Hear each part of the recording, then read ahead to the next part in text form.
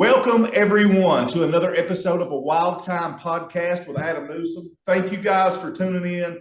2023 has been a pretty solid year so far. We've had Art Jimerson, UFC one glove. We've had Randy Couture, Extreme Couture trainer Ron Frazier. Ron has worked with a lot of UFC fighters with their boxing. He's worked with a lot of boxers. Ron's awesome. Go back, check it out. And I've had some local musicians also. JD Hall, Josh Crum from Downtrend. Tonight, I'm excited. But first, before I get into our guest, I would like to give Rainbow Rose a shout out for helping sponsor the show. Rainbow Rose has some of the best soap, body butter, T-shirts. I mean, it is lit. Go check it out. Rainbow Rose on Facebook. Tell them Adam sent you. But now, tonight, our guest, a man that I consider one of the top middleweights in the UFC, period, in the 2000s. A man that never had an easy night. One of the best wrestlers in the UFC, period. Ladies and gentlemen, give it up for the Filipino wrecking machine himself, Mark Munoz. Mark, what's happening, man? Not much, man. Thank you for having me on the show. Appreciate it, Adam. Hey, no problem, Mark. Man, you know, I was excited because I reached out to you. Actually, I've reached out to you a few months ago. We just really couldn't get nothing lined up fast. And last night we were talking, you were at your daughter's volleyball. She had a volleyball tournament. I was like, dude, listen, no problem. I run with my boy. He's in basketball season right now. 3 to 4 nights a week, I'm out. So trust me, I know how the dad of an athlete thing goes. Yeah, that's right. Hey, we got it done, though. We got it done. So. Oh, how did it go? Did she win? Oh, yeah, they won. They're in the top 8 right now. So they're looking to get a bid to nationals. So they're playing the top teams in the area right now. So they're looking to get a bid to nationals. So it's a pretty big deal for the club that they're at and everything. So it's a fun time.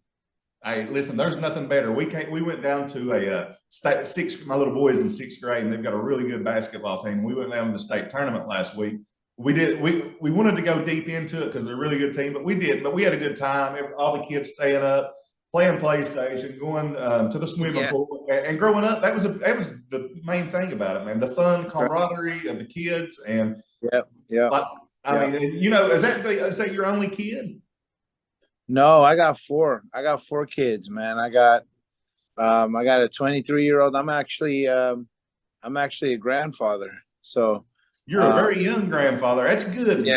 That's awesome. I always wanted to be a young grandfather myself. Yeah. So I got a granddaughter. She just turned 1. I got 4 kids, 3 daughters and a boy.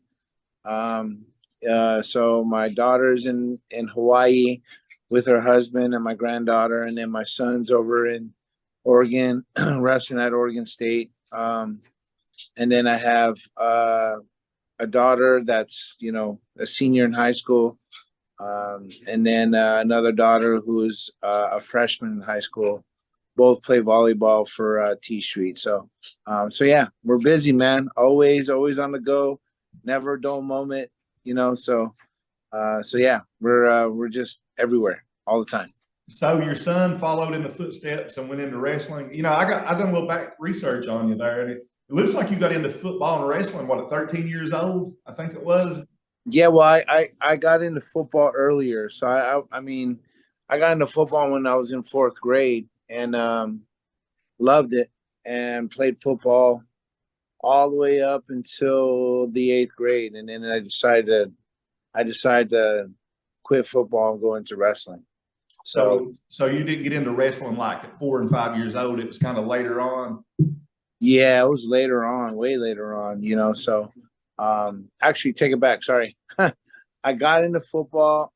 I played freshman football. Then I was on the varsity team as a sophomore.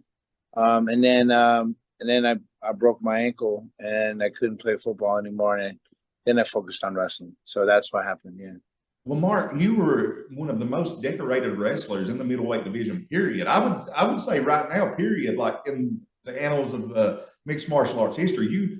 And I go back and I can remember watching you, and you never, like, when I say you never had an easy night, I mean that you fought. But I mean, you can look at Randy Couture, you can look at these guys that fought champions and their list. Man, Yeah. you fought the Machitas, the Musasis. I Yeah. mean, fight of the night with Kendall Grove. Before we get into your UFC stuff, though, Yeah. a little bit more about your wrestling. Was mixed martial arts like, was it in your mind at any time you were wrestling? Was you like, or was it just like, just love wrestling? No, I never thought I'd ever punch and kick people in the face for a living. I never thought that. I never thought that I'd ever fight in the UFC. That never crossed my mind.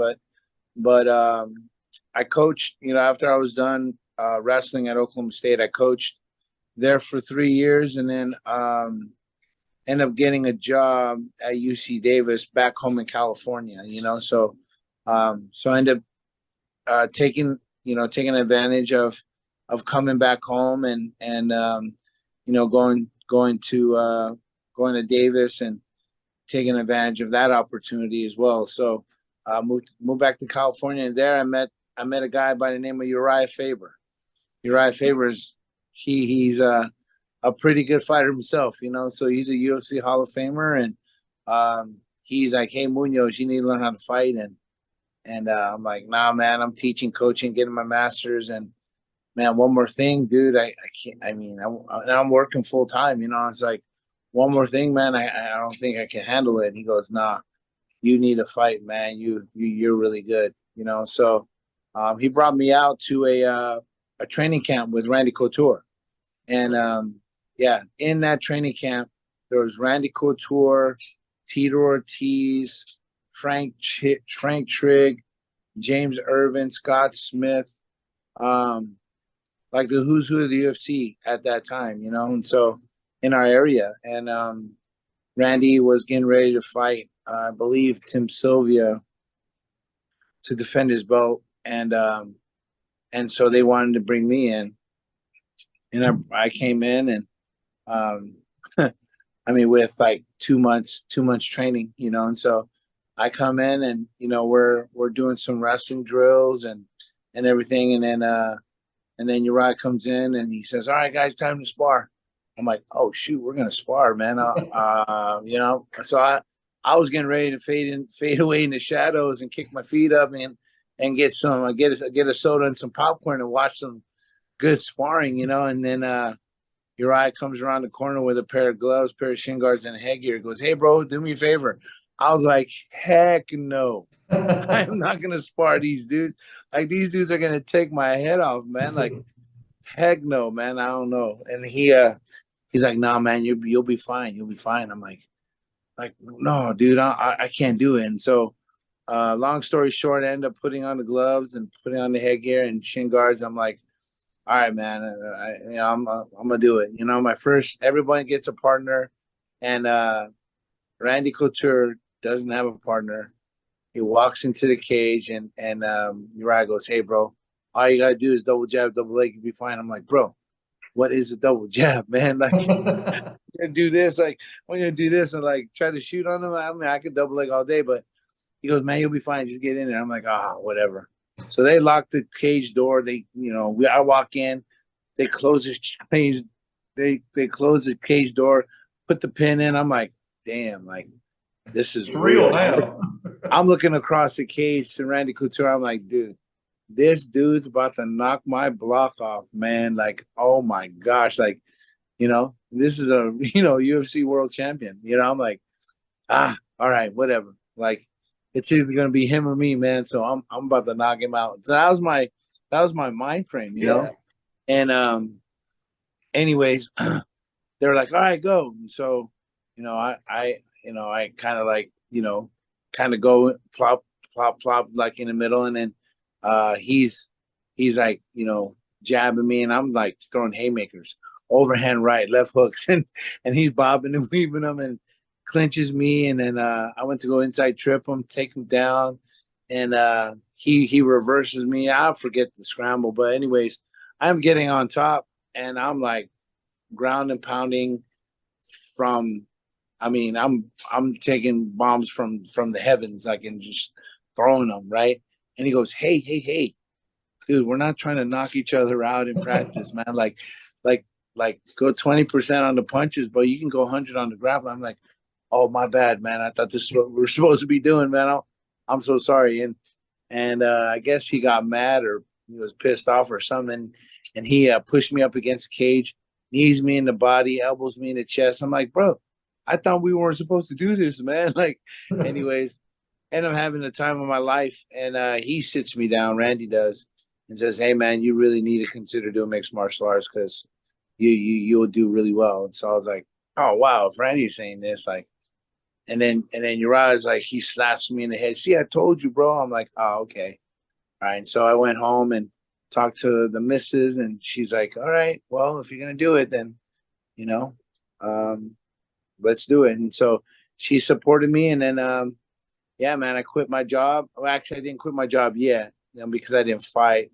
So I trained for like 4 months, fought at the Tachi Palace for PFC, won that fight, and then I fought 3 months later at the King of the Cage. Then I fought back at the PFC with like Anthony Rubalcava, and then I got called up to the WEC. You know? Yeah, that was basically the UFC's little brother. Yeah, yeah. So I fought twice in the WEC, and then the WC got disbanded, or no, the UFC bought the WEC.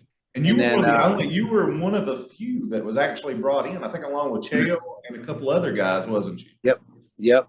I was one of the only few that got brought into the UFC, and and then I was in the UFC ever since. So your first day on the job, I mean, the first time you were sparring, brought in by Uriah, you're in the cage with Randy. Welcome, buddy. Yeah, that was nuts. Yeah, that was crazy. And Randy sat me down. He goes, hey, man, you're going to be good. I'm like, oh, really? You think so? So yeah, it was some memorable for sure. Well, it seems like you won your first fight in the WEC 34. You beat Chuck Grigsby in the first round. So, I mean, we'll say WEC's probably, that was your first big show, wasn't it? It was in the Arca Arena. Yeah, I mean, that's where the Sacramento Kings played, and there was, man, it was a sold out crowd. It was nuts, man. It was crazy. How did you feel before it in the locker room warming up stuff? Was you kind of nervous about that? That aspect of a huge show.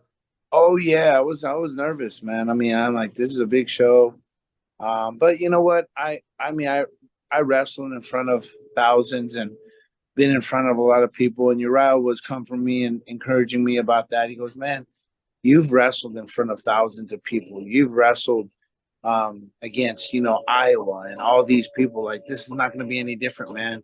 Just go out there and do what we trained for, and you'll be fine. So, and that's what I did, man. So, well, you rattled off some good wins there, and I think your first loss, it came against Matt Hamill, right? Wasn't that your first loss? And Matt Hamill was no slouch. He was a good wrestler, and he was tough as nails. And y'all matched really well against one another, also. Yeah, it was a good fight. I accepted that fight on late notice, and then I was actually sparring some of my guys, and I'm getting kneed and knocked out a week before the fight, so I was concussed. Took the week off, and it was at 205, and so I was I was walking around about 215, 220, and so I was like, oh, I'll make weight easy. So I just took that time off and did cardio and stuff like that, but I thought he was going to wrestle me, man. And that wasn't the case. He actually threw up a kick and hit me, and that was my second concussion. So it's like, thank goodness he kicked me on one side where my brain wasn't swollen, So had he kicked me on the other side, then that would have been some issues, That would have been bad for me. Yeah, that could have been permanently. That could have been a bad deal, like you said. And back then, at that era, and it hasn't been that awful long ago, but the game has changed so much in a short time. I mean, how you were training. I mean, how the guys in shoot box were training. Like they Yeah. were 100% pretty much. I mean, it was. Oh yeah. Now, a lot of the guys they don't train hard sparring. Like the sparring Yeah. part ain't as hard. Yeah. So we went hard, man. I mean, like at the places I would go to, I mean, we were going hard for sure. You know, I mean, I was training at King's MMA. I was training at my gym, Rain Training Center, and I had some beasts training with me, man. I had Fabricio Verdum. I had Hanato Babaluso Brawl. I had Leota was there. Oh, and then I was at Black House. I had Anderson Silva, Leota Machida, the big nog, little nog, you know, Minotaur Heck of a group Gira. right there. Yeah, and then Junior Dos Santos was sparring him. You sparred with Dos Santos? Yeah, Wow. yeah, Man, he yeah. was one of my favorite strikers in the Oh, heavyweight division, man. I mean, the way he would throw an uppercut early in his career, yeah, man, yeah. it was sick. Yeah, man, it was nuts. Like he was a super athletic heavyweight, super athletic. I mean, you talk about light on his feet and fast with his hands. Like that guy was unbelievable, you know. Great guy too, unbelievable guy, you know. So, yeah, I was training with those guys, man. So, yeah, it was a good time, man. It was a good time. Well, it looks like not only have you fought just about every top name, it sounds like you've trained with just about every top name. I mean, the GOATs of the middleweight Yeah, division, the heavyweight champions. I mean, they knew to bring you in because your wrestling, excuse me, I sounded like an idiot, pedigree. Your yeah, wrestling pedigree brought a lot to the table, Mark, and they knew that. So they were going to bring you in any group they could get to help yeah, them prepare for the Dan Hendersons or yeah, the top wrestlers like that, man. yeah. And you know, when I had my gym at Rain Training Center. Oh, sorry, my phone You're fine, fell. man. Yeah, here at Rain, you know. So, at the Rain Training Center, I had Mike Bisbane, I had Chael Sonnen, I had you know, Leota would come, you know, Rafa Los Anjos, and I had a lot of up and comers, Aaron Sharifi, Raja Shippen, I had Brett Cooper, Emmanuel Newton. Um, I had some great fighters in my gym, man, like really good fighters. And I'm missing some. I know I'm missing some, but dang it, I'm missing some. But anyways, that's what you get when you get hit in the head for a Oh living. yeah, So trust me. I've when I was younger in my 20s, I did boxing and MMA. I didn't get on the same platform as you guys, but I did a lot of local stuff. And once I got in my 30s, I got into professional wrestling. oh And wow. I talked to Dan Severn pretty regular, and we were doing a seminar with him and Mark Coleman. And Dan he always brings his NWA wrestling, professional wrestling title too. And he Yeah. said the reason I bring these because he brings his UFC titles also. But he said the reason I bring this professional wrestling belt is because I tell everybody that comes here that I got hurt far worse and more with that fake belt than I did any of the real stuff. Yeah, for sure. For sure. Yeah, I mean, a lot happens in training, man. I mean, a lot of people don't know what happens in training, but man, I think a lot of people would pay money to watch our sparring, man. Oh yeah. It was nuts. It was nuts. But to take away, you had that loss to Matt Hamill, but you rattled off 3 good wins, man, including fight of the night, UFC fight of the night against Kendall Grove, and that was a heck of a fight, dude. To Yeah. get a winning streak, period, let alone in the UFC in a stacked middleweight division at that time, man, that's big. You were teetering on a title shot right there, probably. Yeah. Yeah, it was. And that was actually the first fight in Abu Dhabi when I fought Kendall Grove. And yeah, I mean, I was knocking on the door for sure right there. That was the start of it. I mean, that was what, 2010. I had 5 years after that, you know. Mm-hmm. You know, of fighting the top tier, you know, fighters, you know. So yeah, that was a great time. I'm going to list some names, guys, that Mark has fought. Mark Munoz has fought with this. Now, listen to this. This is the competition that this cat faced right here.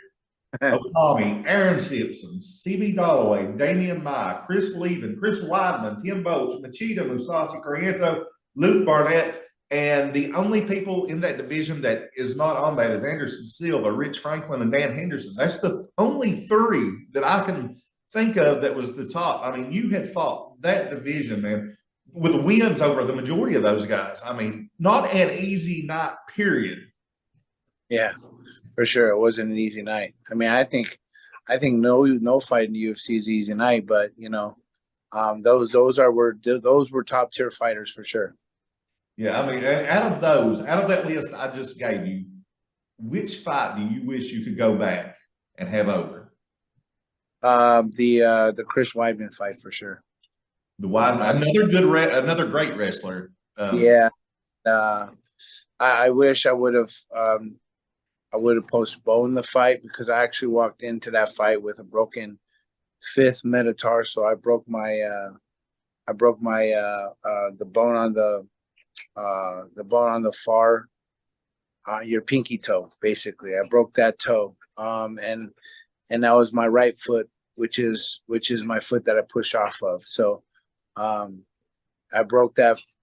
I would tape my foot every practice, and it would feel fine if I had shoes on, and so, and obviously you couldn't tape your foot and wear shoes in the fight, so when I wasn't wearing any shoes, I was like, oh man, like it hurts a lot, so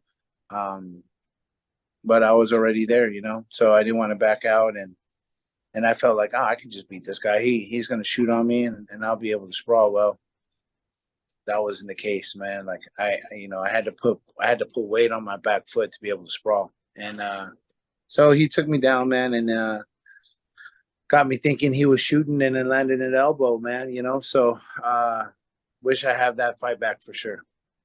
I tell you what, every one of your fights, man, they were entertaining. Always rooted for you. Always thought, anytime you see a guy that fights the best, period, when they put him in there, you can bank on just a great fight. And Mark Munoz, you were that. To me, you were that kind of guy. You were that guy that anytime you were on a card, you rooted for him because he fought the best. Yeah, I appreciate that. And I went out to get a finish every single time. Even if I took somebody down, I would never just lay and pray, but I'd look to land like bombs from the top, so I wasn't looking to just win a fight. I was looking to electrify the crowd, man, for sure. Since retirement, what have you been into, my man? I've been coaching, man. Been coaching all day, every day, and that's what I love to do. I did that before I got into fighting, and so, I have a club, Rain Training Center is my club, Rain Wrestling Club is my club, and I coach some of the best kids in the nation in my club, from all ages. I do that, and I coach fighters over at the training lab. And the fighters that are associated with the training lab are TJ Dillashaw, Cub Swanson, who else? Jose Shorty Torres, Eddie Lopez, Spike Carlisle. He's in Bellator. And then we got some up and coming guys that are amazing too, So it's a up and coming gym, and I coach there and coach all the fighters, and we're looking to build that program. I got some up and coming fighters that are going to come out that are going to shock a lot of people. So there, and then I coach my club in Mission Viejo at Trabuco Hills High School, so Rain Training Center. So, and then I do seminars around the world, So, I was in Okinawa. I mean, I traveled on every continent except for Africa and Antarctica, So, even been to Australia, So, to train our troops, So, it's that's great. I do camps and clinics too, and seminars. I just did a seminar in Washington and Battleground, so I just did that, and there's just thank goodness I'm still relevant, so people look to my services, and I'm able to provide for my family that way. Dude, listen, you're going to be people's going to be coming to you for a long time. Which got me Mhm. thinking. You said your son is in Oregon. Is that where he's wrestling at? Oregon State. He's at Oregon State, yeah. So he used to be at Arizona State, but one of the coaches ended up getting a head coaching job at Oregon State, who was my teammate, and I coached at Oklahoma State, and he babysat my son. And so my son has a connection with him, and when he left Arizona State, my son just followed and is doing really well. He's actually he just beat a two-time All-American and is a sophomore this year, and he's looking to win a national championship, man. So And that is so yeah, cool. yeah. So he's on his way. Does the So is the fighting? that's a story in itself, man. Because when he was 13 years old, that was back in 2015. When he was when he was 15 years old, no, 13 years old, and I was on the verge of becoming a world champion. He comes up to me and goes, "Dad, you're never around. You're always traveling. And I want to quit soccer and baseball, and I want to wrestle." And I go, "Oh, all right, bud. Okay." And he goes, "But I want you to coach me." And I go, Oh man, and that just like was an overhand right that hit me clock right smack in the chin. I was like, "Oh man," that put me flat on my butt, and I was already arguing with my wife about not being home and not being present and always on my phone, researching fighters and all this stuff. Like, I already had tremendous guilt already in my mind. And when he approached me, I was like, okay, I'm done. After that, I was like, done. I was on the verge of becoming a world champion. And when my son said that, I was like, dude, I'm done. I'm done. And so I announced my retirement, and so many people were like, "Oh, Munoz is retiring? What? Like, that's too soon for him." And I always tell people, when you make decisions based on your family, you'll never regret it. And I look back and I don't regret it, not at all. And that would be what your son has accomplished already, and what you helped him done is better than any world title that you're ever going to win. If you're a great father and you love your kid, dad to dad. yeah, I mean, my goodness, you couldn't regret that. You did better than winning a title. I mean, by yeah. helping your son, man. Amen, brother. Amen. And that's what I'm about, man. I'm a family man, and my family comes first. My wife, my kids, and when that was just a waking. That was just a I had to wake up at that point, man. I was sleeping for a long time, and my son he just woke me up, slapped me, goes, "Hey, wake up, Dad, wake up! Be here for your family, be present." And so, that's what happened, man. So yeah, I'm glad he's doing that, and I was able to be a part of it, and now he's on his way, man. He's gonna surpass me for sure, and that's what I've always wanted. And so he actually came back for Christmas, and he goes, "Dad, this is the year." I said, "This year for what?" He goes, "I'm gonna beat you in a wrestling match." I'm like, "All right, son, let's go. Let's go. Don't me Clear with a out good everything in the house. yeah, don't threaten me with a good time." And for sure enough, he got on my head, started faking, started snapping me down, and I got so tired. I was like, "Ooh, ooh." He got me, man. He got me. So but for the first 2 minutes, man, I gave it to him. I gave it to him. But after that I was done. But that's always been the goal, man. I always wanted him to be better. So he's on his way. Has the fighting bug bit him, or is he kind of just content with being the best wrestler he can be? He knows how to box. I hold mitts for him and I hold pads. He was a soccer player, so his kicks are amazing. He did jujitsu in my gym when I had my gym, so he's got a lot of skills. But he said, "Dad, I don't have any desire to fight, and I think I just want to get my degree and get a job." And actually at the school I'm gonna go to and work at, I just got a new job in Tennessee, and I'm a coach at a school called Lipscomb Academy, Lipscomb. which is Lipscomb Academy, Lipscomb, Mm-hmm.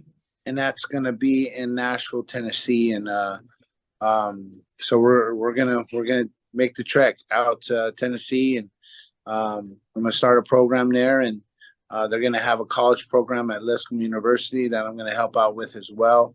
Then after my son is done, he's gonna have a job, So Man, some so things become just work somebody. out perfect, and that to Yeah. me sounds like it is a heck of a something to look forward to for you, Mark, for sure. And I'm super excited, so excited. You will love Tennessee, by the way. I promise. I don't know.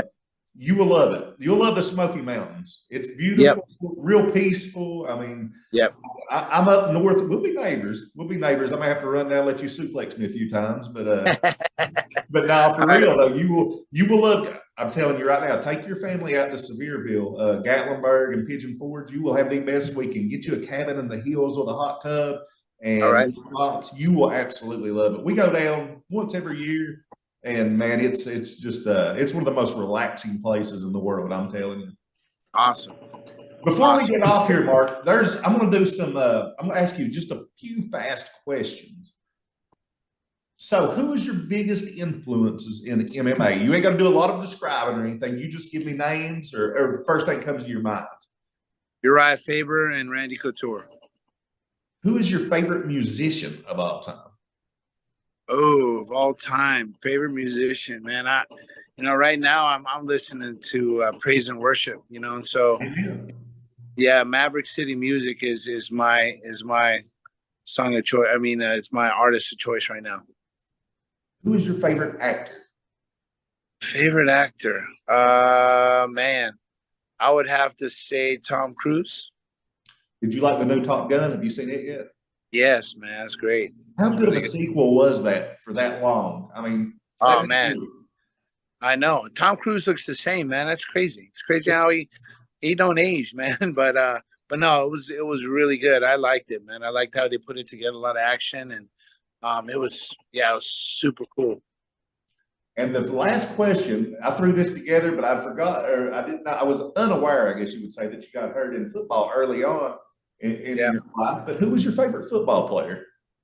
Joe Montana, Jerry Rice, Roger Craig, all the guys from the San 49ers. Francisco 49ers, man.